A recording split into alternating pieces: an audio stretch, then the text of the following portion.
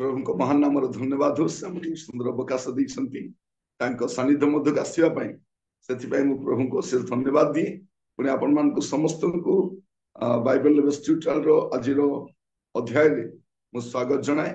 आज आम सत्य समाचार 26 अध्याय को आसीचु 26तम अध्याय को आम आसीचु आ सत्य समाचार बाइबल रो सत्यासत्य को जानापी आम को साहाय्य करुच्ची। मु प्रभु को धन्यवाद दी। प्रिय भाई भौणी माने प्रभु जीशु ख्रीष्ट विवाद विषय नुहति विश्वास विषय नुहति। प्रभु जीशु ख्रीष्ट विवाद विषय नुहति विश्वास विषय अटे। बाइबल रे जहाँ गुड़िक लेखा जाइए लेखा जाइए आपण आमु पढ़ू आउ परित्राण पाई। आज आम सत्य समाचार रे प्रभु जीशु ख्रीष्ट विषय आम अध्ययन करवा प्रसंग होची जीशु ख्रीष्ट अज्ञात 18 वर्षर सत्यता। जीशु ख्रीष्ट अज्ञात 18 वर्षर सत्यता। जो माने किछि जानती ना जीशु के विषय से गोटे कथा कहती जीशु ख्रीष्ट 12 वर्ष रु 30 वर्ष मध्य कौटी थिले सेटा कह सेटा पचारि दियंती लोक माने कहते अरे तमे जानिनु सेटा से कहते नाई नाई जीशु कौटी आसते जानिच जीशु पुरी को आसी जीशु आसते पुरी को आसते आमर शंकराचार्य मान शिक्षा ग्रहण कर से दीक्षा ग्रहण कर जाइए। प्रभु जीशु ख्रीष्ट थिले हिंदू से थिले सनातनी हिंदू एटा भी कही पकाती आम लोक मैंने चुप हे पर लगुच। प्रिय भाई भौणी माने प्रभु जीशु किए थिले बाइबल प्रकाश कर आम कहते आप पुस्तक खोलतु जहन 20 पर्व तार 30 आ 31। यीशु शिष्य मानक साक्षात एहीपरि अनेक और विभिन्न प्रकार आश्चर्य कर्म साधन कले से सबु एही पुस्तक रे लेखा होई नाही। किंतु तुम्हें माने जेपरि विश्वास कर जे यीशु ईश्वरंक पुत्र ख्रीष्ट अटंती पुणी विश्वास करी जेपरि तुम्हें माने ताहांक नाम रे जीवन प्राप्त हो एथि निमंते ए समस्त लेखा जाय अछि। कौन पे लेखा इछि जेपरि आपण पढ़िबे जानिबे और विश्वास करिबे और कौन जीवन प्राप्त होइबे एथि लेखा इछि। विनष्ट हेबे से लेखा नहीं। और बाइबल गुड़े विषय प्रकाश करे और गुड़े विषय नीरव मध्य रही किंतु नीरवता मध्य सुधा आप सत्यता पाई। आज आम जीशु ख्रीष्ट अज्ञात 18 वर्षर सत्यता को आम अध्ययन करने आईटा अध्ययन करू करू आम संपूर्ण भाव में जीशु ख्रीष्ट जगत रोहणी काल 33 वर्षर समस्त विषय को आम ध्यान कर वाक्य को आपण निजे शुणिबे आपण जेतिकी रिलेटिव को जानी से ख्रिस्टियन हूँ कि अण ख्रिस्टियन हूँ आप पठातु आदि आप यूट्यूब चैनल अच्छी यूट्यूब चैनल भी पकातु वाक्य को जी यूट्यूब चैनल पकई पारे पकातु कारण मुझा को मोनेटाइजेशन करना आपन को ये कटबू कि कटब नहीं आप आराम रे आपण चैनल पकई पारे लोक जानवा दरकार जीशुଙ୍କର से 18 वर्ष से कौटी काटि प्रभु जीशु ख्रीष्ट इतिहास रे बा भूगोल रे ऐतिहासिक भाव में कि भौगोलिक भाव में केबे भी भारत को आसीना अब प्रभु जीशु ख्रीष्ट भारत को आसबार प्रश्न भी नथिला को पंडित पाखर शिक्षा ग्रहण करने आसबार आवश्यक नथिला कहीं प्रभु जीशु ख्रीष्ट जन्म समय ही पंडित माने तांको प्रणाम करवा जो जीशु को जो शिशु जीशु को पंडित माने पूर्व देश कहले भारत मध्य बुझाऊँ पूर्व देशर पंडित माने दल जो माने एस्ट्रोलॉजी विषय जानती से माने तारा को देखी समस्त विषय गणना कर जानती से माने प्रणाम करने तो जो शिशु जीशु को पंडित माने प्रणाम करबा जाइछंती से शिशु जीशु बड़ होला परे को पंडित पाखरे शिक्षा ग्रहण करबा का आसीबे नहीं आ जीशु ख्रीष्टकर कौन शिक्षा कौन भारतर पंडित बा दार्शनिक बा शंकराचार्य बा धर्मगुरु सहित मिसे नहीं तांकर आश्चर्य कर्म अनन्य थिला जीशुकर जन्म आश्चर्य थिला तांकर शिक्षा भी आश्चर्य थिला तांकर कार्य भी आश्चर्य थिला तांकर जीवन भी आश्चर्य थिला आ तांकर मृत्यु मध्य आश्चर्य आ मृत्यु पर से तृतीय दिवस पुनरुत्थित होती भारत कौन व्यक्ति एपरिक कौन देवदेवी बा कौन शंकराचार्य बा कौन धर्मगुरु मरिक उठी ना विद्या शिखे आज आपण को धर्मशास्त्र बाइबल रे जहाँ जहाँ लिखा जाइए जन्म रु स्वर्गारोहण पर्यंत प्रति विषय टिकिनिकी भाव कहवाई चाहे आईटा प्रत्येक ख्रिस्टियान जानवा दरकार आ प्रत्येक जो जीशु को विश्वास करती ना से भी जानवा दरकार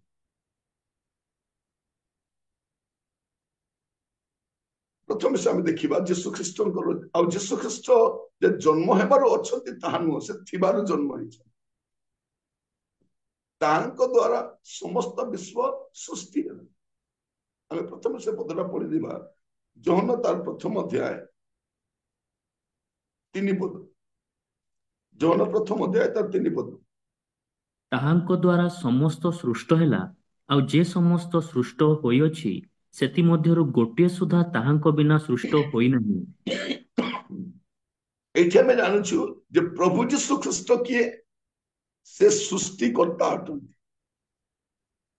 से किए अटंती से सृष्टिकर्ता अटंती से सृष्टिकर्ता और से कौन कले से देह धारण करी जगत को आसिले जब आप देखिए आपण तार 18 पद पढ़तु केही केबे ईश्वरंकु देखि नहीं पितांको कोलस्थित अद्वितीय पुत्र ताहांकु प्रकाश कले प्रभु जीशु ख्रीष्ट ईश्वर को केही केबे देखि नहीं जब ईश्वर को केही केबे देखि नांती आम देशर लोक मन कहा को देखि तुम क्या देखिल जे आकृति मन पकैल ईश्वर को तो कहीं केबे देखी ना तुम्हें क्या देखिल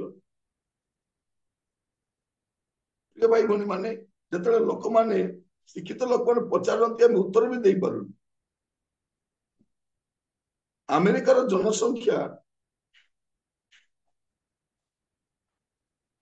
34 कोटी आमर देवदेवी का 33 कोटी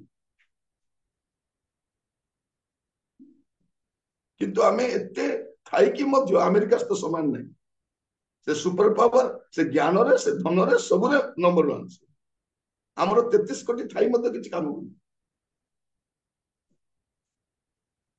अवांतर विषय गुडा लोक मान लदिबा चाहती ये आम देखू कहीं के ईश्वर को देखी ना प्रभु जीशु ख्रीष्ट देह धारण कर जगत को आसिले जगत सृष्टि करता प्रथम विषय आम जीशु ख्रीष्टर अज्ञात से 18 वर्षर अध्ययन करने समय प्रथम जन्म देखिए मन रखी था प्रभु जीशु ख्रीष्ट जन्म हेबार नहांती से थिबार जन्म भारतर जिते राजा मान को देखिए वंशावली ना अधिक बापार बापा तार बापा गोटे आसीपर जीशु ख्रीष्टर संपूर्ण वंशावली मानव भाव में आसिले मानवीय संपूर्ण हिस्ट्री अच्छी जीशु इतिहास अटंती काल्पनिक नुहति जीशुकर जन्म रेकर्ड कर रेकर्डेड जन्म रेकर्ड कर आप देखिए लुक तार 2 पर्व प्रथम 3 पद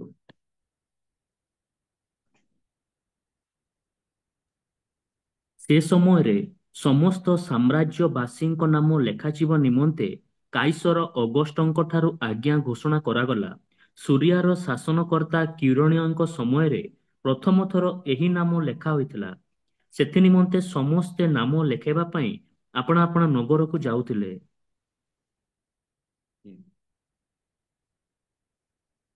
4 पद ପୁଣି ଜୋସେଫ ମଧ୍ୟ ନାମ ଲେଖାଇବା ନିମନ୍ତେ ମରିୟମଙ୍କ ସହିତ ଗାଲିଲୀର ନାଜରିତ ନଗରରୁ ଜିହୁଦା ପ୍ରଦେଶର ବେଥଲେହେମ ନାମକ ଦାଉଦଙ୍କ ନଗରକୁ ଗଲେ, କାରଣ ସେ ଦାଉଦଙ୍କ ବଂଶ ଓ ଗୋଷ୍ଠୀର ଲୋକ ଥିଲେ। ତାପରେ 11 ପଦ ପଢନ୍ତୁ। କାରଣ ଆଜି ଦାଉଦଙ୍କ ନଗରରେ ତୁମ୍ଭମାନଙ୍କ ନିମନ୍ତେ ତ୍ରାଣକର୍ତ୍ତା ଜନ୍ମଗ୍ରହଣ କରିଅଛନ୍ତି, ସେ ଖ୍ରୀଷ୍ଟ ପ୍ରଭୁ। ପ୍ରଭୁ ଯୀଶୁ ଖ୍ରୀଷ୍ଟଙ୍କର ଜନ୍ମ ଏଠି ରେକର୍ଡ କରୁଛନ୍ତି ଲୁକ। ଲୁକ ଜଣେ ବୈଦ୍ୟ ଥିଲେ, ଡକ୍ଟର ଥିଲେ, ତା ସହିତ ଇତିହାସ ଲେଖିବା ବ୍ୟକ୍ତି ବି ଥିଲେ, ହିଷ୍ଟୋରିଆନ ଥିଲେ ସେ। ଆଉ ଯୀଶୁ ଖ୍ରୀଷ୍ଟଙ୍କର ସମ୍ପୂର୍ଣ୍ଣ ଇତିହାସକୁ ସେ ଲେଖୁଛନ୍ତି। ସମ୍ପୂର୍ଣ୍ଣ ଜୀବନୀକୁ ଲୁକ ତାଙ୍କର 2ଟି ପୁସ୍ତକ ଲେଖୁଛନ୍ତି। ଲୁକ 2ଟି ପୁସ୍ତକ ଲେଖିଛନ୍ତି। ସେ ଜଣେ ଅଣଜିହୁଦୀ ଥିଲେ, ଆଜିର ଭାଷାରେ କହିଲେ ଅଣଖ୍ରୀଷ୍ଟିଆନ ଥିଲେ। ଯେତେବେଳେ ପ୍ରଭୁଙ୍କୁ ଜାଣିଲେ, ସେ ଯୀଶୁ ଖ୍ରୀଷ୍ଟଙ୍କର ଜନ୍ମରୁ ଆରମ୍ଭ କରି ଯୀଶୁ ଖ୍ରୀଷ୍ଟଙ୍କ ସ୍ୱର୍ଗାରୋହଣ ଆଉ ଦ୍ୱିତୀୟ ଆଗମନ ସବୁ ବିଷୟ ସେ ଲେଖନ୍ତି। କମ୍ପ୍ଲିଟ ହିଷ୍ଟ୍ରି ଲେଖନ୍ତି, କମ୍ପ୍ଲିଟ ଜୀବନୀ ଲେଖନ୍ତି। ତ ଏଠି ଆମେ ଦେଖୁଛୁ ଯାହା ପଢିଲୁ ଲୁକ 2 ପର୍ବ ତାର 1 ପଦରୁ 4 ପଦ ଆଉ 11 ପଦରେ ପ୍ରଭୁ ଯୀଶୁ ଖ୍ରୀଷ୍ଟଙ୍କର ଜନ୍ମ ରେକର୍ଡ ହେଇଛି। ସେ ବେଥଲିହେମରେ ଜନ୍ମଗ୍ରହଣ କଲେ, ନାଜରିତର ବେଥଲିହେମରେ। ଆଉ ଏଇଟା ମଧ୍ୟ ଜନ୍ମଗ୍ରହଣ କରିବେ ବୋଲିକି ମିଖା ତାର 5 ପର୍ବ 2 ପଦରୁ ଆଗରୁ ଲେଖା ହେଇଛି, 550 ବର୍ଷ ପୂର୍ବରୁ। ଆଉ ପ୍ରଭୁ ଯୀଶୁ ଖ୍ରୀଷ୍ଟ ସେଇଠି ଜନ୍ମଗ୍ରହଣ କଲେ। ଏଇଟା ପ୍ରଥମ ବିଷୟ ରେକର୍ଡ କରନ୍ତି। ତାପରେ 2 ପର୍ବ 21 ପଦ, ଲୁକ 2 ପର୍ବ 21 ପଦ। ତାହାଙ୍କୁ ସୁନ୍ନତ କରିବା ସକାଶେ ଅଷ୍ଟମ ଦିନ ଉପସ୍ଥିତ ହୁଅନ୍ତେ ତାହାଙ୍କର ନାମ ଯୀଶୁ ଦିଆଗଲା। ଏହି ନାମ ତାହାଙ୍କ ଗର୍ଭସ୍ଥ ହେବା ପୂର୍ବରୁ ଦୂତଙ୍କ ଦ୍ୱାରା ଦିଆଯାଇଥିଲା। ପ୍ରଭୁ ଯୀଶୁ ଖ୍ରୀଷ୍ଟ ଏହି ସ୍ଥାନରେ ଅଷ୍ଟମ ଦିନରେ ସୁନ୍ନତ ହୋଇଛନ୍ତି। ଯିହୁଦୀ ମାନଙ୍କର ରୀତି ଅନୁସାରେ, ପରମ୍ପରା ଅନୁସାରେ ଅଷ୍ଟମ ଦିନରେ ଯୀଶୁଙ୍କର ଜନ୍ମ କଥା ଲେଖା ଯାଉଛି, ଆଉ ଅଷ୍ଟମ ଦିନରେ ସେ ସୁନ୍ନତ ହେଲେ। ଆଉ ତାଙ୍କୁ ସେଇ ଦିନ ତାଙ୍କୁ ନାମ ବି ଦିଆଯାଉଛି, ନାମକରଣ କରାଯାଉଛି, ଯୀଶୁ ଦିଆଯାଉଛି। ଆଉ ଯୀଶୁ ଏଇଟା ଲୋକମାନେ ଦେଇନାହାନ୍ତି। ଯୀଶୁ ନାମଟା ଲୋକମାନେ ଦେଇନାହାନ୍ତି। ଯଦି ଅନ୍ୟ ରାଜା ମାନଙ୍କର ନାମ ଅନ୍ୟମାନେ ଦେଇଛନ୍ତି, ଅନ୍ୟମାନଙ୍କ ନାମ ଅନ୍ୟମାନେ ଦେଇଛନ୍ତି, ଯୀଶୁଙ୍କ ନାମ ଲୋକମାନେ ଦେଇନାହାନ୍ତି। ଯୀଶୁଙ୍କର ଜନ୍ମ ପୂର୍ବରୁ এই নামটা প্রদান କରାଯାଇଛି, ଯୋଉଟା ଆମେ ମାଥ୍ୟୁ ତାର 1 ପର୍ବ 21 ପଦରେ ବି ପଢୁ। ମାଥ୍ୟୁ 1 ପର୍ବ 21 ପଦ।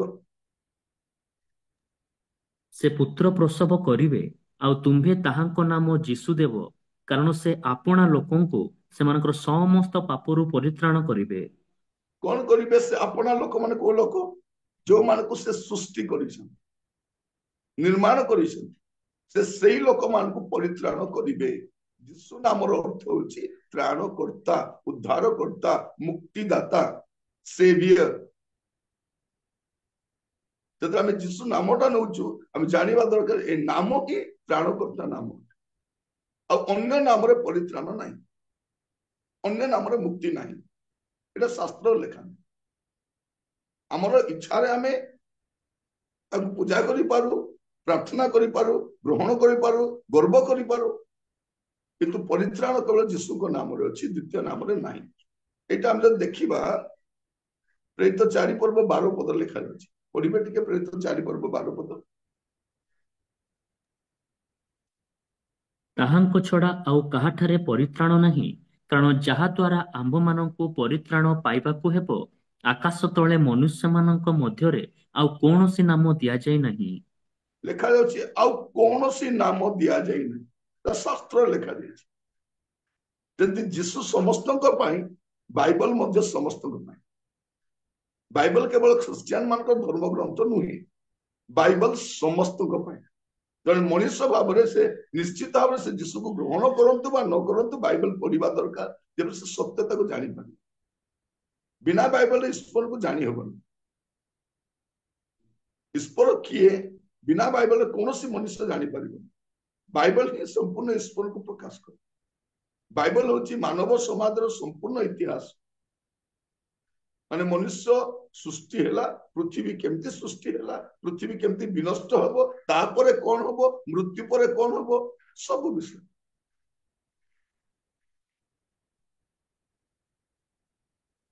ମନୁଷ୍ୟ କେମିତି ସୃଷ୍ଟି ହେଲା, ଧୂଳିରୁ ତିଆରି ହେଲା, ଆଉ ମଣିଷ ଜନ୍ମ ହେବା ପାଇଁ 84,000 ଜନିରେ ପ୍ରବେଶ କରିବାର ଆବଶ୍ୟକ ନାହିଁ। ସେ ମୃତ୍ତିକାରୁ ତିଆରି ହେଇଛି, ସେ ମୃତ୍ତିକାରେ ମିଶିବ, ତାପରେ ତାର ବିଚାର ହବ। ସେ ଅନନ୍ତ ସ୍ୱର୍ଗକୁ ଯିବ, ନହେଲେ ଅନନ୍ତ ନରକକୁ ଯିବ। ଏଠି ଆମେ ଦେଖୁ ଯୀଶୁ ଖ୍ରୀଷ୍ଟ ଅଷ୍ଟମ ଦିନରେ ସୁନ୍ନତ ହେଲେ, ଏଇଟା ମଧ୍ୟ ରେକର୍ଡେଡ। ତାପରେ ଲୁକ 2 ପର୍ବ 40-41।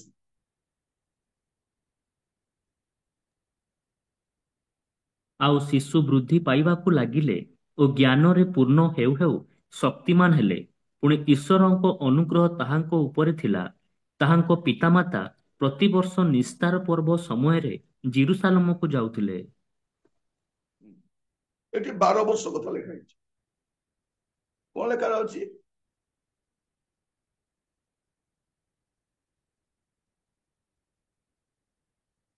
ଆପଣ 40-41-42 ବି ପଢିଲେ, ଆଉ ଥରେ ପଢନ୍ତୁ 40-41-42।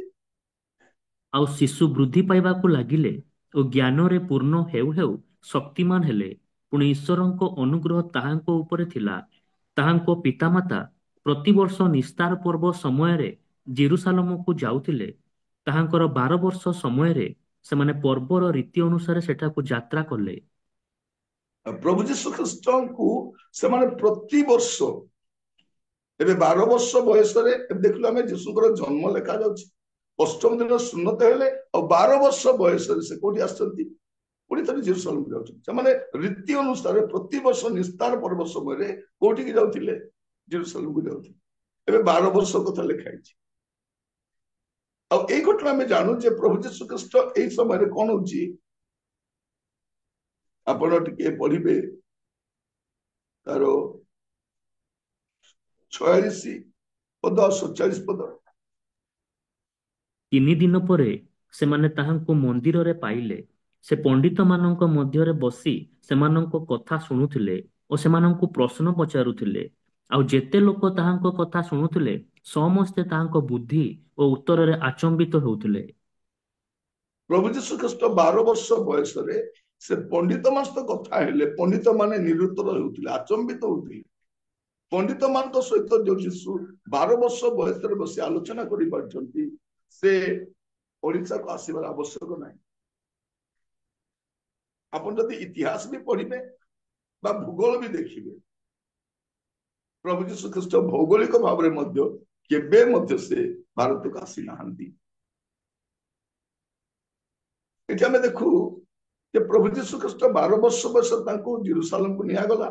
ଆଉ ସେଇଠି ସେ ପ୍ରାୟ 3 ଦିନ ପର୍ଯ୍ୟନ୍ତ ଭିଡ ସକାଶେ ଖୋଜି ପାରିଲେ ନାହିଁ। ଏମାନେ ଭାବିଲେ ଯେ ପ୍ରଭୁ ଯୀଶୁ ସମସ୍ତ ଆସି ଯାଇଛନ୍ତି, ସେମାନେ ଗୁଡେଇ ବାଟ ଆସିଲେ, ପୁଣି ଫେରିକି ଗଲା ପରେ ଯୀଶୁଙ୍କୁ ସେମାନେ ମନ୍ଦିରରେ ଦେଖା ପାଉଛନ୍ତି। ତାପରେ ସେମାନେ ବ୍ୟତିବ୍ୟସ୍ତ ହେବାରୁ ସେମାନେ ପୁଣି ଥରେ ଯୀଶୁଙ୍କୁ ସାଥିରେ ନେଇକି ଗଲେ। ଆଉ ନେଇକି ଗଲା ପରେ କଣ ହଉଛି ଆପଣ ଦେଖିବେ, 51 ପଦ ଆଉ 52 ପଦ ପଢନ୍ତୁ। ଲୁକ 2 ପର୍ବ 51-52। ପରେ ସେ ସେମାନଙ୍କ ସାଙ୍ଗରେ ବାହୁଡ଼ି ନାଜରିତକୁ ଆସିଲେ ଓ ସେମାନଙ୍କର ବଶୀଭୂତ ହୋଇ ରହିଲେ। ପୁଣି ତାହାଙ୍କ ମାତା ଏହି ସମସ୍ତ କଥା ସାବଧାନ ରୂପେ ଆପଣା ହୃଦୟରେ ରଖିଲେ। ଆଉ ଯୀଶୁ ଜ୍ଞାନରେ ଓ ଶରୀରରେ ପୁଣି ଈଶ୍ୱରଙ୍କ ଓ ମନୁଷ୍ୟମାନଙ୍କ ଅନୁଗ୍ରହରେ ବୃଦ୍ଧି ପାଇଲେ। ପ୍ରଭୁ ଯୀଶୁ ଖ୍ରୀଷ୍ଟ କଣ କଲେ? ସେ 12 ବର୍ଷ ବୟସରୁ ବାହୁଡି ଆସିଲା ପରେ ସେ ନାଜରିତରେ ରହିଲେ।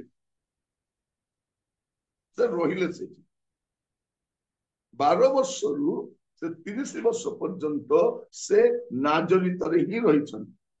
ଆଉ ସେ କଣ କରିଛନ୍ତି ରହିକି? ମାର୍କ ତାର 6 ପର୍ବ 3 ପଦରେ ଦେଖିବେ, ମାର୍କ 6 ପର୍ବ 3 ପଦ। ଏ କି ସେଇ ବଢେଇ ନୁହେଁ? ଏ କି ମରିୟମର ପୁଅ, ଆଉ ଯାକୁବ, ଯୋଶୀ, ଜିହୁଦା ଓ ସିମୋନର ଭାଇ ନୁହେଁ? ପୁଣି ଏହାର ଭଉଣୀମାନେ କି ଏଠାରେ ଆମ୍ଭମାନଙ୍କ ସାଙ୍ଗରେ ନାହାନ୍ତି? ଆଉ ସେମାନେ ତାହାଙ୍କଠାରେ ବିଘ୍ନ ପାଇଲେ। ପ୍ରଭୁ ଯୀଶୁ ଖ୍ରୀଷ୍ଟଙ୍କର ଜନ୍ମ ପରେ, କାରଣ ପ୍ରଭୁ ଯୀଶୁ ଖ୍ରୀଷ୍ଟଙ୍କର ଜନ୍ମ ହିଁ ପବିତ୍ର ଭାବରେ ହେଇଥିଲା, ପବିତ୍ର ଆତ୍ମାଙ୍କ ଦ୍ଵାରା ହେଇଥିଲା। କିନ୍ତୁ ତାପରେ ଯୋସେଫ ମରିୟମଙ୍କ ଦ୍ଵାରା ଅନେକ ପୁତ୍ର ସନ୍ତାନ ଜାତ ହେଇଥିଲେ, ତାର ରେକର୍ଡ ସେଠି ଲେଖାଯାଉଛି, ଏମାନେ ଥିଲେ। ଆଉ ପ୍ରଭୁ ଯୀଶୁ ଏ କି ସେହି ବଢେଇ ନୁହେଁ? ଯେହେତୁ ଯୋସେଫ ବଢେଇ କାର୍ଯ୍ୟ କରୁଥିଲେ, ତେଣୁ ପ୍ରଭୁ ଯୀଶୁ ଖ୍ରୀଷ୍ଟ ମଧ୍ୟ ବଢେଇ କାର୍ଯ୍ୟ କରୁଛନ୍ତି।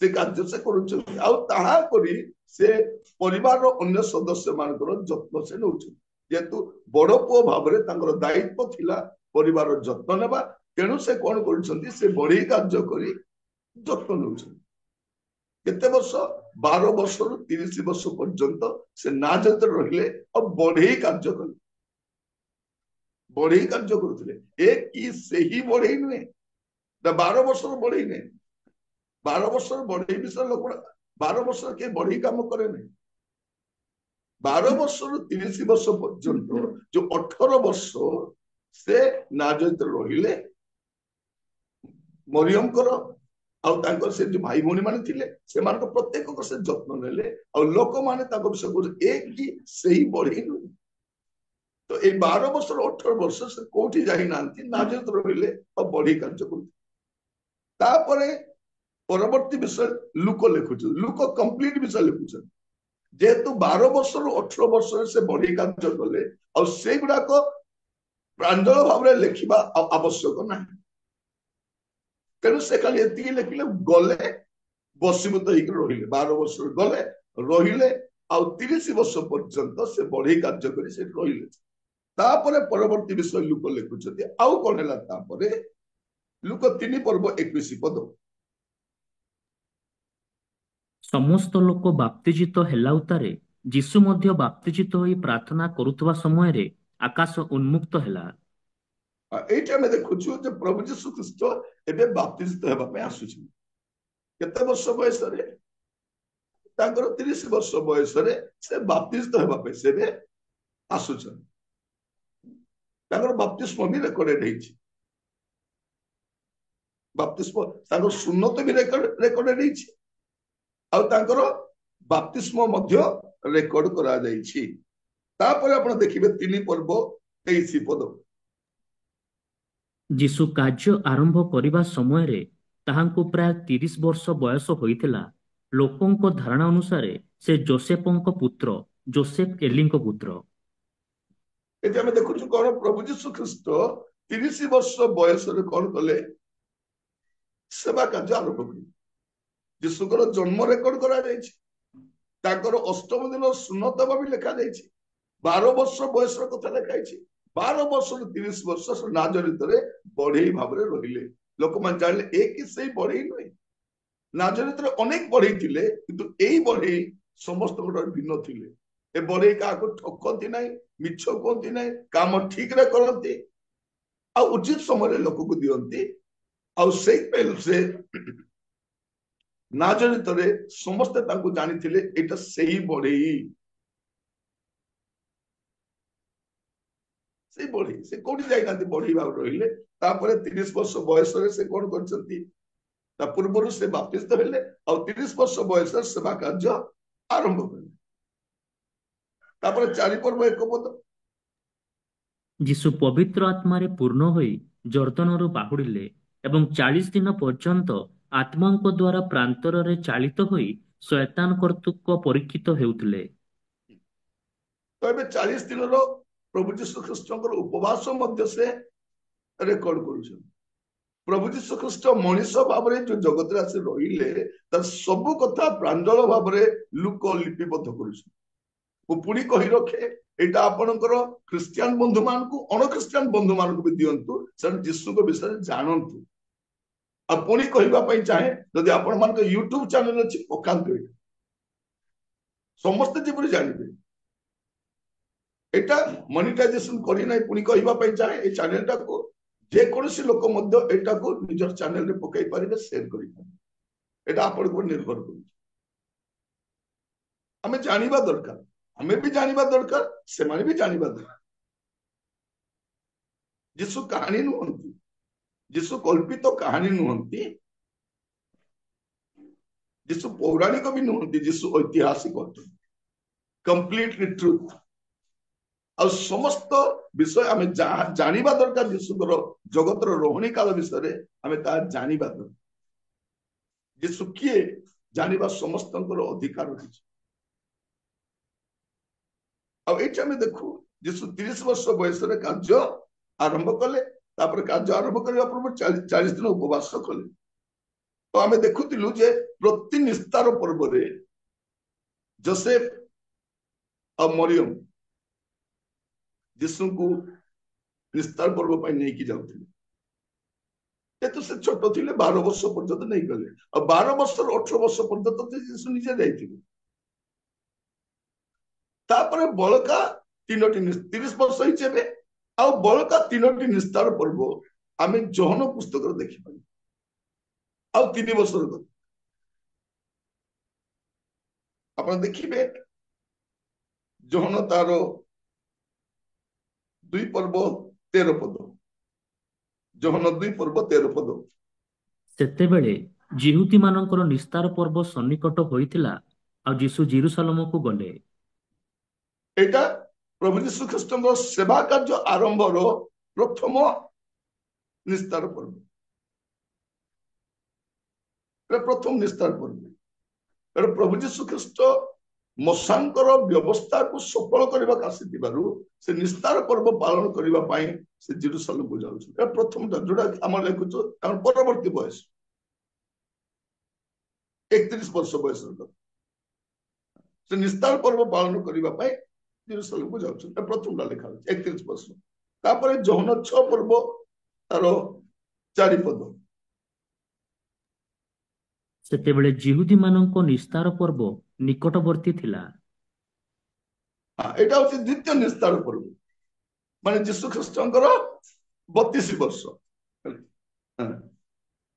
ଯୀଶୁ ଖ୍ରୀଷ୍ଟଙ୍କର 32 ବର୍ଷ ମୁଁ ଆପଣଙ୍କୁ ତାଙ୍କର ଜନ୍ମରୁ ଏବେ 32 ବର୍ଷ ଜାଣିଛି ଆଉ ୟା ମଧ୍ୟରେ ତାଙ୍କର ଅଜ୍ଞାତ 18 ବର୍ଷ କଥା ବି କହିଲି ଯାହା ସେ ନାଜରିତରେ ବଢେଇ ଭାବରେ କାର୍ଯ୍ୟ କଲେ ଏଇଟା ଆମେ ଦେଖୁଛୁ ତାଙ୍କର 32 ବର୍ଷ କଥା तापरे जौन 11 पर्व 55 पद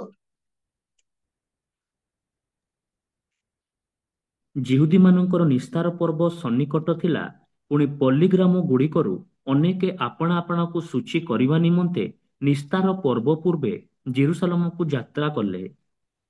12 पर्व 1 पद ଇତିମଧ୍ୟରେ ଯୀଶୁ ନିସ୍ତାର ପର୍ବର 6 ଦିନ ପୂର୍ବରୁ ବେଥନିଆକୁ ଆସିଲେ ଯେଉଁ ଲାଜାରଙ୍କୁ ସେ ମୃତମାନଙ୍କ ମଧ୍ୟରୁ ଉଠାଇଥିଲେ ସେ ସେହି ସ୍ଥାନରେ ଥିଲେ। 13 पर्व 1 पद ନିସ୍ତାର ପର୍ବ ହେବା ପୂର୍ବରୁ ଯୀଶୁ ଏହି ଜଗତରୁ ପିତାଙ୍କ ନିକଟକୁ ଆପଣର ପ୍ରୟାଣ କରିବାର ସମୟ ଉପସ୍ଥିତ ଜାଣି ଜଗତରେ ଥିବା ନିଜର ଯେଉଁ ଲୋକମାନଙ୍କୁ ସେ ପ୍ରେମ କରି ଆସୁଥିଲେ ସେମାନଙ୍କ ପ୍ରତି ଚୂଡ଼ାନ୍ତ ପ୍ରେମ ପ୍ରକାଶ କଲେ।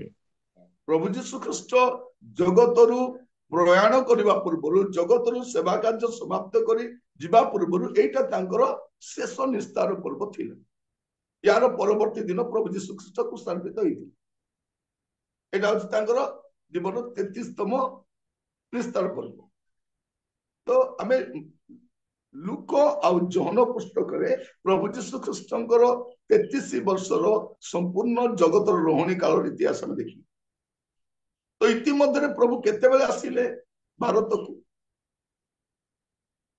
काटू शिखा गले कु पंडित शिखा गले जीशुकर शिक्षा क्या शिक्षा सहित मिशुची जीशुकर जीवन क्या मिशुची जीशु जो अलौकिक आश्चर्य कर्म करिसंती को शंकराचार्य बा को धर्मगुरु ठार शिक्षा ग्रहण करिसंती मृत मान को कौ शंकराचार्य जीवन देथिले किए पानी ऊपर चली किए 5 2 मास को 5000 अधिक लोग खाइबा देथिले किए झड़ को शांत करथिले किए पवन को चुप करैथिले किए 4 दिन मढ़ा को जीवन देथिले किए मरिके उठिथिले किए मृत्यु को जय कर स्वर्गारोहण करथिले जे काहाटर शिखिबे से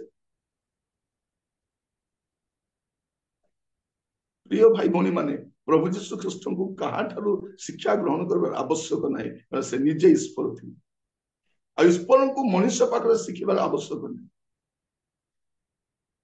मते थरे जने पचार आज्ञा जीशु कहीं स्कूल जाई ना एटा भारतर राजा माने गुरुकुल को जाइछंती कोनस ना कोनसी लोकटा शिक्षा ग्रहण करिछन जीशु जाई ना कारण जीशु को पढ़ाइबा पई मास्टर का जन्म ही ना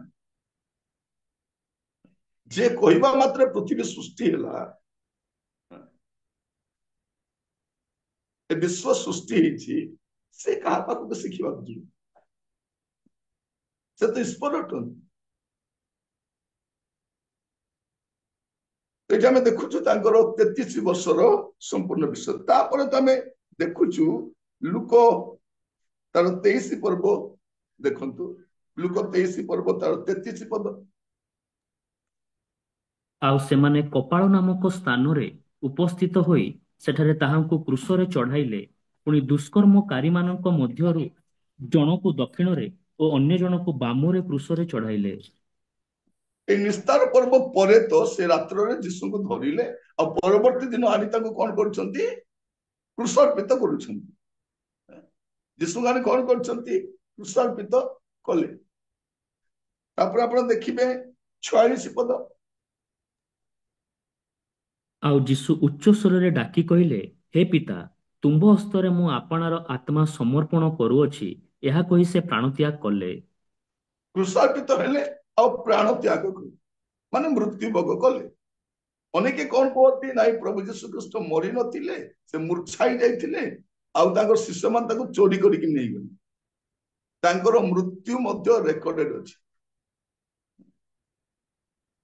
এইটা ওড়িশା ସରକାର କି ଭାରତ ସରକାର ନୁହେଁ ଯେ ଭୁଲ ତଥ୍ୟ ଗୁଡାକ ଦେଇକି ଭୁଲ ରିପୋର୍ଟ ବନାଯିବ। এইଟା ରୋମିଓ ସରକାର, ତାଙ୍କର ସମସ୍ତ ବିଷୟ ଏତେ କଠୋର ନୀତି ନିୟମ ମଧ୍ୟରେ ହୁଏ, ତାର କୌଣସି ଡକୁମେଣ୍ଟ ରଙ୍ଗ ନୁହେଁ, କୌଣସି ଡକୁମେଣ୍ଟ ରଙ୍ଗ ନୁହେଁ। ତ ଯୀଶୁ ଖ୍ରୀଷ୍ଟ କ୍ରୁଶାର୍ପିତ ହେଲେ ଆଉ ସେ ମୃତ୍ୟୁଭୋଗ କଲେ। ତାପରେ 24 ପର୍ବ ତାର 6 ପଦ ପଢନ୍ତୁ, ଲୁକ ସେ 24 ତାର 6। ସେ ଏଠାରେ ନାହାନ୍ତି, ମାତ୍ର ଉଠି ଅଛନ୍ତି।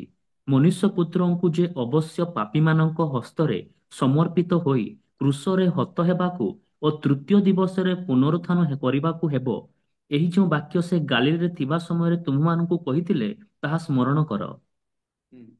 ସେ ଏଠାରେ ନାହାନ୍ତି, ସେ ଉଠି ଅଛନ୍ତି, ମାନେ ତୃତୀୟ ଦିବସରେ ସେ ମରିକି ଉଠିଛନ୍ତି। ଲୋକ ସବୁ କଥା ଲେଖୁଛନ୍ତି, ତାଙ୍କର ଜନ୍ମ ବିଷୟ ଲେଖୁଛନ୍ତି, ତାଙ୍କର ଶିକ୍ଷା ବି ଲେଖୁଛନ୍ତି, ତାଙ୍କର ଆଶ୍ଚର୍ଯ୍ୟ କର୍ମ ଲେଖୁଛନ୍ତି, ଯୀଶୁଙ୍କର ଦୁଃଖ ଭୋଗ, ତାଙ୍କର କ୍ରୁଶାର୍ପିତ ହେବା, ତାଙ୍କର ସମାଧିସ୍ଥ ହେବା, ଆଉ ସେ ସମାଧିରୁ ଉଠିବା, ସେଇଟା ବି ସେ ଲେଖୁଛନ୍ତି। କେବଳ ସେତିକି ଲେଖୁନାହାନ୍ତି। ଆପଣ 24 ପର୍ବ ତାର 51 ପଦ ଦେଖନ୍ତୁ।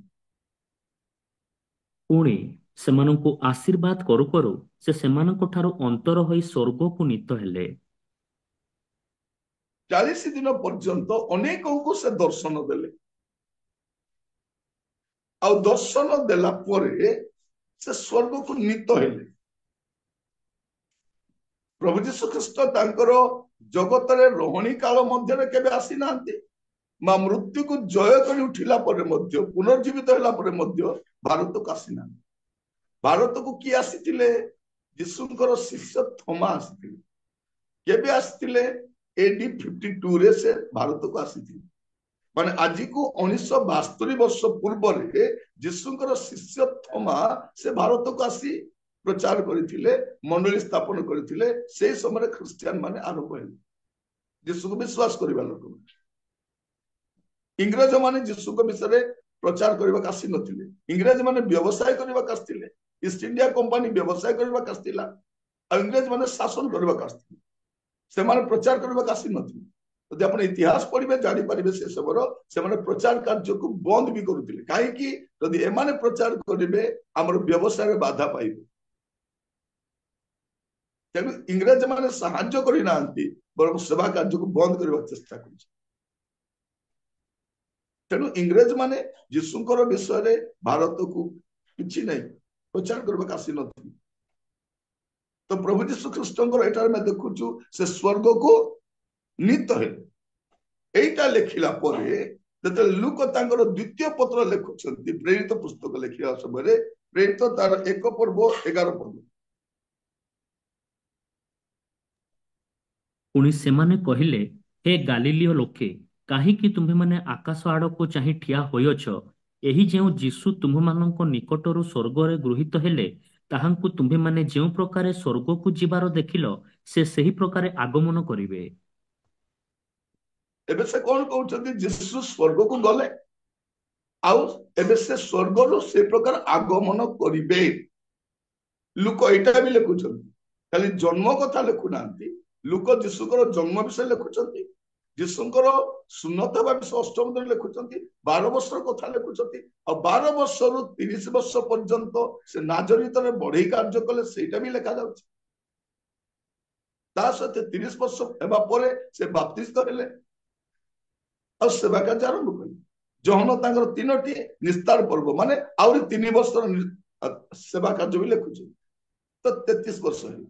ତାପରେ ଯୀଶୁ କଣ ହଉଛନ୍ତି, ଶତ୍ରୁ ହସ୍ତରେ ଧରା ପଡିଲା ପରେ ଆମମାନଙ୍କର ଜଗତର ଲୋକମାନଙ୍କର ପରିତ୍ରାଣ ନିମନ୍ତେ ଆପଣାର ପ୍ରାଣ ସେ କ୍ରୁଶରେ ବଳି କରୁଛନ୍ତି। ସେ କ୍ରୁଶରେ କ୍ରୁଶାର୍ପିତ ହେଲେ, ସେ ମୃତ୍ୟୁଭୋଗ କଲେ, ସେ ସମାଧିସ୍ଥ ହେଲେ, ଆଉ ସମାଧିରୁ ସେ ତୃତୀୟ ଦିବସରେ ଉଠିଲେ। ଆଉ ଲୋକ ଲେଖୁଛନ୍ତି ତାଙ୍କର ସ୍ୱର୍ଗକୁ ନୀତ ହେବା କଥା ବି ଲେଖୁଛନ୍ତି। ଆଉ ଏଇଠି ଲେଖୁଛନ୍ତି ସେ ଯେପରି ସ୍ୱର୍ଗକୁ ଯାଇଛନ୍ତି, ସେଇଠାରୁ ସେ ସେଇପରି ଆଗମନ ମଧ୍ୟ କରିବେ। ସେ ଆଗମନ କରିବା କଲେ କଣ କରିବେ, ସେ ବିଚାର କରିବାକୁ ଆସିବେ, ସତ୍ୟ ଧର୍ମରେ ବିଚାର କରିବେ। ଏଇଟା ଲୋକ ତାଙ୍କର ପ୍ରେରିତ ପୁସ୍ତକରେ ଲେଖୁଛନ୍ତି। ଏବେ ଚାରିଆଡେ ଲୋକମାନଙ୍କୁ କଣ କୁହାଯାଉଛି, ମନ ପରିବର୍ତ୍ତନ କରିବା ପାଇଁ କୁହାଯାଉଛି। ମନ ପରିବର୍ତ୍ତନ କଲେ ହିଁ ଜଣେ ଲୋକ ସ୍ୱର୍ଗ ରାଜ୍ୟକୁ ଯାଇପାରିବ।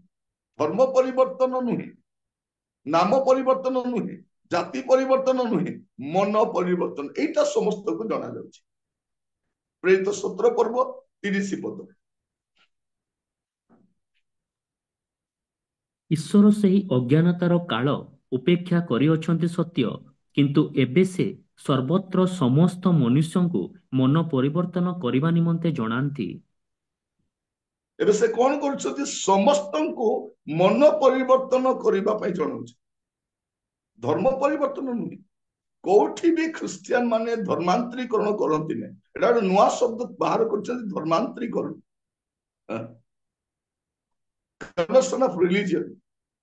କୋଉଠି ମଧ୍ୟ ମୋର ଜାଣିବାରେ ଧର୍ମାନ୍ତରୀକରଣ ହେଇନାହିଁ, ହେଉ ମଧ୍ୟ ନାହିଁ। କଣ କୁହାଯାଉଛି, ମନ ପରିବର୍ତ୍ତନ କର, ଜୀବନ ପରିବର୍ତ୍ତନ କର, ଚରିତ୍ର ପରିବର୍ତ୍ତନ କର, ପାପକୁ ପରିତ୍ୟାଗ କର। ଏଇଟା ସର୍ବତ୍ର ସମସ୍ତଙ୍କୁ ଜଣାଯାଉଛି। ଏଇଟାକୁ କୁହାଯାଏ ସୁସମାଚାର ପ୍ରଚାର। ସୁସମାଚାର କିଏ? ସୁସମାଚାର ହେଉଛନ୍ତି ଯୀଶୁ। ସେଇଟା ଲୋକ ଲେଖୁଛନ୍ତି।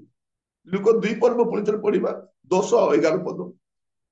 ଲୋକ 2 ପର୍ବ 10 ଆଉ 11। ସେଥିରେ ଦୂତ ସେମାନଙ୍କୁ କହିଲେ, ଭୟ କର ନାହିଁ। ଦେଖ, ମୁଁ ସମସ୍ତ ଲୋକଙ୍କର ଅତ୍ୟନ୍ତ ଆନନ୍ଦଜନକ ସୁସମାଚାର ତୁମ୍ଭମାନଙ୍କୁ ଜଣାଉଅଛି। କାରଣ ଆଜି ଦାଉଦଙ୍କ ନଗରରେ ତୁମ୍ଭମାନଙ୍କ ନିମନ୍ତେ ତ୍ରାଣକର୍ତ୍ତା ଜନ୍ମଗ୍ରହଣ କରିଅଛନ୍ତି, ସେ ଖ୍ରୀଷ୍ଟ ପ୍ରଭୁ। ସମସ୍ତଙ୍କ ପାଇଁ ସୁସମାଚାର କଣ, ଯେ ତ୍ରାଣକର୍ତ୍ତା ଜନ୍ମଗ୍ରହଣ କରିଛନ୍ତି, ମୁକ୍ତିଦାତା ଉଦ୍ଧାରକର୍ତ୍ତା ଜନ୍ମଗ୍ରହଣ କରିଛନ୍ତି। ଆଉ ନାମ ବି ଲେଖାଯାଏ, ସେ ଖ୍ରୀଷ୍ଟ ପ୍ରଭୁ। ଯୀଶୁଙ୍କ ନାମରେ ହିଁ ପରିତ୍ରାଣ ଅଛି। ଏଇଟା ବାଇବଲ ପ୍ରକାଶ କରେ। ସେ ମାନବର ମୁକ୍ତି ନିମନ୍ତେ, ମାନବର ପାପ କ୍ଷମା ନିମନ୍ତେ ସେ ଜଗତକୁ ଆସିଥିଲେ, ଆଉ ସେ ଜନ୍ମଗ୍ରହଣ କରିଥିଲେ। କାରଣ ତାଙ୍କର ସୁଷ୍ଠ ମନୁଷ୍ୟକୁ ଉଦ୍ଧାର ତାର ଧର୍ମ କର୍ମ ତ୍ୟାଗ ତପସ୍ୟା ପୁଣ୍ୟରେ ହୁଏ ନାହିଁ। ତେଣୁ ତ୍ରାଣକର୍ତ୍ତାଙ୍କର ଆସିବାର ଆବଶ୍ୟକ ଥିଲା। ସେ ତ୍ରାଣକର୍ତ୍ତା ଭାବରେ ଆସିଲେ। ଆଉ ଆଜି ସେଇ ସୁସମାଚାର ସମସ୍ତଙ୍କୁ ଜଣାଇ ଦିଆଯାଉଛି ମନ ପରିବର୍ତ୍ତନ କରିବା ପାଇଁ। କାରଣ ପରବର୍ତ୍ତୀ ପଦ ଲେଖାଯାଉଛି, ପ୍ରେରିତ 17 ପର୍ବ 31 ପଦରେ ପଢିବେ,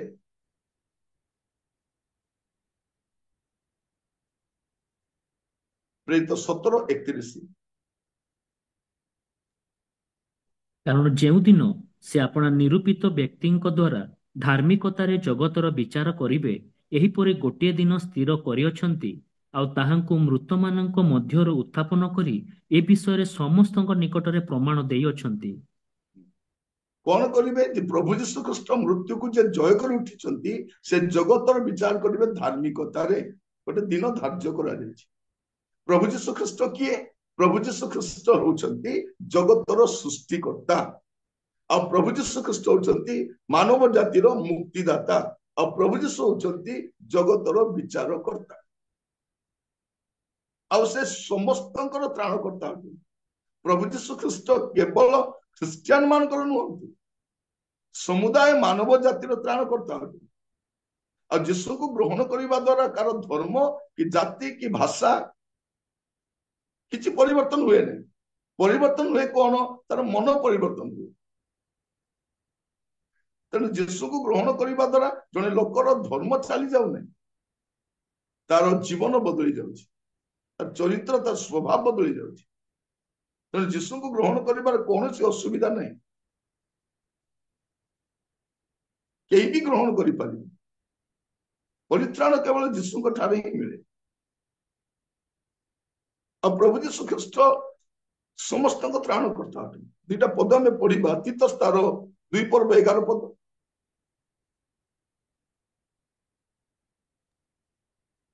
କାରଣ ସମସ୍ତ ମାନବର ପରିତ୍ରାଣ ନିମନ୍ତେ ଈଶ୍ୱରଙ୍କ ଅନୁଗ୍ରହ ପ୍ରକାଶିତ ହୋଇଅଛି। ସମସ୍ତ ମାନବର ପରିତ୍ରାଣ, କେବଳ ଖ୍ରୀଷ୍ଟିଆନ ମାନଙ୍କର, ଜିହୁଦୀ ମାନଙ୍କର ନୁହେଁ। ବେଳେବେଳେ ଲୋକମାନେ କଣ କହୁଛନ୍ତି, ଯୀଶୁ ବିଦେଶରୁ ଆସିଥିଲେ। ଅଜ୍ଞାନ ଲୋକମାନେ କହୁଛନ୍ତି ଆମେରିକାରୁ ଆସିଥିଲେ, କିଏ କହୁଛି ଇଂଲଣ୍ଡରୁ ଆସିଥିଲେ। ଯୀଶୁ ଇଂଲଣ୍ଡ କି ଆମେରିକାରୁ ଆସିନଥିଲେ, ଯୀଶୁ ସ୍ୱର୍ଗରୁ ଆସିଥିଲେ। ସେ ସୃଷ୍ଟିକର୍ତ୍ତା ଅଟନ୍ତି, ଯେ ଜଗତର ସୃଷ୍ଟିକର୍ତ୍ତା, ଯେ ମନୁଷ୍ୟକୁ ସୃଷ୍ଟି କରିଛନ୍ତି, ସେ ଦେହ ଧାରଣ କରି ଜଗତକୁ ଆସିଥିଲେ। କୋଉ ଦେଶରୁ ଆସିନାହାନ୍ତି। ସେ ଏ ବିଦେଶୀ ଭଗବାନ ସେ ନୁହନ୍ତି। ଏବେ ସମସ୍ତଙ୍କୁ, ସମସ୍ତ ମାନବର ପରିତ୍ରାଣ ପାଇଁ ଈଶ୍ୱରଙ୍କ ଅନୁଗ୍ରହ ପ୍ରକାଶ କରିଛି। ପ୍ରଥମ ଜହନ 2:2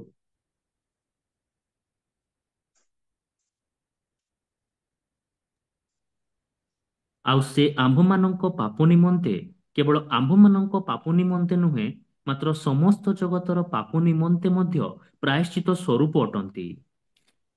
ସେ କଣ ଅଟନ୍ତି? ସମସ୍ତ ମାନବ ଜାତିର ପରିତ୍ରାଣ ନିମନ୍ତେ ପ୍ରାୟଶ୍ଚିତ ସ୍ୱରୂପ ଅଟନ୍ତି, କେବଳ ଆମ ପାଇଁ ନୁହଁ। କଣ ଲେଖାଯାଉଛି? ଆଉ ସେ ଆମ୍ଭମାନଙ୍କ ପାପ ନିମନ୍ତେ, କେବଳ ଆମ୍ଭମାନଙ୍କ ପାପ ନିମନ୍ତେ ନୁହେଁ, ମାତ୍ର ସମସ୍ତ ଜଗତର ପାପ ନିମନ୍ତେ ମଧ୍ୟ ପ୍ରାୟଶ୍ଚିତ। ସମସ୍ତ ଜଗତର ପାପର ପ୍ରାୟଶ୍ଚିତ ଯୀଶୁ ଅଟେ। ଯେତେବେଳେ ଜଣେ ଲୋକ ଯୀଶୁକୁ ଗ୍ରହଣ କରୁଛି, ସେ ତାର ତ୍ରାଣକର୍ତ୍ତାଙ୍କୁ ଗ୍ରହଣ କରୁଛି, ତାର ମୁକ୍ତିଦାତାଙ୍କୁ ଗ୍ରହଣ କରୁଛି। ପ୍ରିୟ ଭାଇ ଭଉଣୀ ମାନେ, ମୁଁ ଆପଣ ମାନଙ୍କୁ କହି ରଖେ ଯେ କୌଣସି ଧର୍ମ ଆପଣଙ୍କୁ ପରିତ୍ରାଣ ଦେଇପାରିବନି, କୌଣସି ଧର୍ମ କର୍ମ ଆପଣଙ୍କୁ ପରିତ୍ରାଣ ଦେଇପାରିବନି। ମୁକ୍ତି କେବଳ କେବଳ ଯୀଶୁ ଦେଇପାରିବେ, ଆଉ ଅନ୍ୟ କେହି ଦେଇପାରିବେନି। ଏଇଟା ଶାସ୍ତ୍ର କହୁଛି। ଆଉ ମୁଁ ଯାହା କହୁଛି ଆପଣ ମାନେ ମଧ୍ୟ ଦେଖିପାରୁଛନ୍ତି। ଆପଣଙ୍କ ବାଇବଲରେ ସେୟା ଲେଖା ହେଇଛି, ମୋ ବାଇବଲରେ ଯାହା ଲେଖା ହେଇଛି। ତେଣୁ ମୁଁ ପଢିବା ପାଇଁ କହୁଛି। ଯଦି ଜଣେ ଲୋକ ଅଧିକ ଯୀଶୁଙ୍କ ବିଷୟରେ ଜାଣିବା ପାଇଁ ଚାहे, ସେ ନିହାତି ବାଇବଲ ପଢିବା। ବାଇବଲ ନ ପଢି ଯୀଶୁକୁ ଜାଣି ହବନି। ଆଜିକାଲି ଆମେ ଦେଖୁଛୁ ଗୁଡାଏ ବାବା ମାନେ ଯୀଶୁଙ୍କ ବିଷୟରେ କହୁଛନ୍ତି, ନେତା ମାନେ ଯୀଶୁଙ୍କ ବିଷୟରେ କହୁଛନ୍ତି, ଫିଲ୍ମ ଷ୍ଟାର ମାନେ ଯୀଶୁଙ୍କ ବିଷୟରେ କହୁଛନ୍ତି, ଯେଉଁମାନେ ସତ୍ୟତା ଜାଣନ୍ତି ନାହିଁ। ଏଠି ଆମେ ଦେଖୁ କଣ, ମନେ ରଖିଥାନ୍ତୁ, କୌଣସି ଧର୍ମ ଆପଣଙ୍କୁ ସ୍ୱର୍ଗକୁ ନେଇପାରିବ ନାହିଁ। ଏପରିକି ଖ୍ରୀଷ୍ଟିଆନ ଧର୍ମ ମଧ୍ୟ ଆପଣଙ୍କୁ ମୁକ୍ତି ବା ଉଦ୍ଧାର ବା ସ୍ୱର୍ଗକୁ ନେଇପାରିବ ନାହିଁ। ମୁକ୍ତି ଦେଇପାରିବେ ଯୀଶୁ, ସ୍ୱର୍ଗକୁ ନେଇପାରିବେ ଯୀଶୁ, ପରିତ୍ରାଣ ଦେଇପାରିବେ ଯୀଶୁ। ଆଉ ସ୍ୱର୍ଗରେ ଆପଣ କୌଣସି ଧର୍ମର ଲୋକଙ୍କୁ ଦେଖିବେନି, କୌଣସି ଧର୍ମର ଲୋକ। ଯେଉଁମାନେ ଯୀଶୁ ଖ୍ରୀଷ୍ଟଙ୍କ ଦ୍ୱାରା ପରିତ୍ରାଣ ପ୍ରାପ୍ତ ହୋଇଛନ୍ତି, ମୁକ୍ତି ଲାଭ କରିଛନ୍ତି, ସେମାନଙ୍କୁ ହିଁ ଆପଣ ଦେଖିବେ। ଯାହା ଆମେ ଦେଖୁଛୁ ପ୍ରକାଶିତ ବାକ୍ୟ 7 ପର୍ବ ତାର 9 ଆଉ 10 ପଦରେ। ପ୍ରକାଶିତ ବାକ୍ୟ 7 ପର୍ବ ତାର 9 ଆଉ 10। ଏହାପରେ ମୁଁ ଦୃଷ୍ଟିପାତ କଲି, ଆଉ ଦେଖ, ସର୍ବଜାତୀୟ, ସର୍ବଗୋଷ୍ଠୀୟ, ସର୍ବବଂଶୀୟ ଓ ସର୍ବଭାଷାବାଦୀ ଅଗଣ୍ୟ ଏକ ମହାଜନତା ଶୁକ୍ଳ ବସ୍ତ୍ର ପରିହିତ ହୋଇ ଓ ଖଜୁରୀ ବାହୁଙ୍ଗା ହସ୍ତରେ ଧରି ସିଂହାସନ ଓ ମେଷଶାବକଙ୍କ ସମ୍ମୁଖରେ ଦଣ୍ଡାୟମାନ ହୋଇଅଛନ୍ତି। ସେମାନେ ଉଚ୍ଚ ସ୍ୱରରେ କହୁଅଛନ୍ତି, ପରିତ୍ରାଣ ସିଂହାସନ ପବିଷ୍ଟ ଆମ୍ଭମାନଙ୍କ ଈଶ୍ୱରଙ୍କର ଓ ମେଷଶାବକଙ୍କର କାର୍ଯ୍ୟ। ଏଠି ଆମେ ଯୋଉ ଦେଖୁଛୁ, ଏହାପରେ ମୁଁ ଦୃଷ୍ଟିପାତ କଲି, ଆଉ ଦେଖ, ସର୍ବ ଜାତୀୟ ଲେଖା ହେଇଛି, ସର୍ବ ଗୋଷ୍ଠୀୟ ଏଇଟା ବି ଲେଖା ହେଇଛି, ସର୍ବ ବଂଶୀୟ ଲେଖା ହେଇଛି, ସର୍ବ ଭାଷାବାଦୀ ଲେଖା ହେଇଛି। ଏଠି ସର୍ବ ଧର୍ମୀୟ ଲେଖା ହେଇନି। ଲୋକମାନେ କଣ କହୁଛନ୍ତି, ନାଇଁ ନାଇଁ ସବୁ ଧର୍ମର ଲୋକ ସ୍ୱର୍ଗକୁ ଯିବେ, ସେଇ ଧର୍ମରୁ ବି ଯିବେ, ସେଇ ଧର୍ମରୁ ଯିବେ, ସେଇଠି ବି ଭଲ କାମ କରିବା ଲୋକ ଅଛନ୍ତି, ଭଦ୍ର ଲୋକ ଅଛନ୍ତି, ସରଳ ଲୋକ ଅଛନ୍ତି, ସେମାନେ ଯିବେ। ମାନେ ଆମର ଭଦ୍ରତା, ସରଳତା, ନମ୍ରତା ସ୍ୱର୍ଗକୁ ନେବନି। एटा भल विषय धर्म कर्म स्वर्ग को नेब नहीं यीशु ख्रीस्ट रक्त रे पाप क्षमा पाइबा दरकार तेबे से स्वर्ग को जाई परिबो कौन धर्म नहीं पारिबो तेणु लिखा जाउची सर्व जातीय सर्व गोष्ठीय सर्व वंशीय सर्व भाषावादी सर्व धर्मीय लिखाई सब धर्म लोक जीवे ख्रिस्टियान धर्म लोक भी स्वर्ग को जीवे नहीं क्यों जीशु ख्रीस्ट को त्राणकर्ता भाव ग्रहण कर उद्धार प्राप्त होती जीशु ख्रीस्ट रक्त रे पाप परिष्कृत होती ही जाइपारे या मु शास्त्र कहली मु आपन को याडू सियाडू किछि कहि नै रागिबार विषय भी किछि नै जदि आपण माने अधिक जीशु विषय जानिबा पई चाहंती आपण यूट्यूब रे जानतु आपनकर से कमेंट बॉक्स रे लिखंतु मु जीशु विषय रे एटा जानिबा पई चाहूची गाली दियंतु नै गाली देले किछि लाभ नै गाली दे कार मंगल हेबनी जदि जीशु विषय जानिबा पई चाहउछंती लिखंतु मु जीशु विषय एटा जानिबा पई चाहूची जीशु विषय सेटा जानिबा पई चाहूची आपण लिखि पारंती हम आपन को निश्चित भाव उत्तर देबो निश्चित भाव आपन को उत्तर देबो जहा लेखा आइछि ता निश्चित भाव जणाइबो जा लेखाई नै लेखाई जो कहउछन अज्ञात 18 वर्ष कोटी काटिले आज हम शिक्षा रे देखिलो 18 वर्ष कोटी काटिले 18 वर्ष कथा मु कहि नै यीशु ख्रीष्टंकर जगत रोहणी काल 33 वर्षर समस्त विवरण मु आपन को तेणु प्रभु यीशु ख्रीष्ट जुक्ति तर्कर विषय नुहंती विश्वास विषय जे के विश्वास करिवो से विनष्ट न होई परित्राण प्राप्त हे प्रभु आपण मान आशीर्वाद करंतु आसंतु प्रार्थना करिबा अनुग्रहकारी पिता परमेश्वर हम आपण को धन्यवाद दउछु सत्य समाचार आज से 26 अध्याय पर्यंत हम आसी पारिछु आज अध्याय रे प्रभु यीशु ख्रीष्ट विषय अध्ययन करिया पे देइथिबार धन्यवाद दी प्रभु एई संवाद जेपरि हमर ख्रिस्टियन अन ख्रिस्टियन जो माने मते सुनिबे प्रभु समान को परित्राण निमंते यहा एक सत्य संवाद हो प्रभु जे प्रसन्न सत्य सत्य जानि परिबे लोक मानकर अबांतर जुक्ति तर्क अबांतर कथार शिकार न हेबे एथि पई दया कर सहाय्य प्रभु बाइबल रे जा लिखित होई अछि हमर परित्राण निमंते अनंत जीवन जेपरि पाई पारि प्रत्येक को सहाय्य करो प्रभु आगामी अध्याय रे मते आमान को अनुग्रह करो प्रत्येक को आपण हस्त रखिली दया करो प्रभु जगतर रोहणी काल मध्य जेपर आम जीवन को सजाड़ी पाइबु अनंत काल प्रस्तुत हो पार आम अनुग्रह मनुष्य थरे जन्म हुए थरे मृत्यु भोग करे तार विचार हुए तार अनंत काल स्वर्ग नरक काटिबा पड़ो या बुझा साहाय्य कर दया करो प्रार्थना शुणी धन्यवाद जीशु अति प्रिय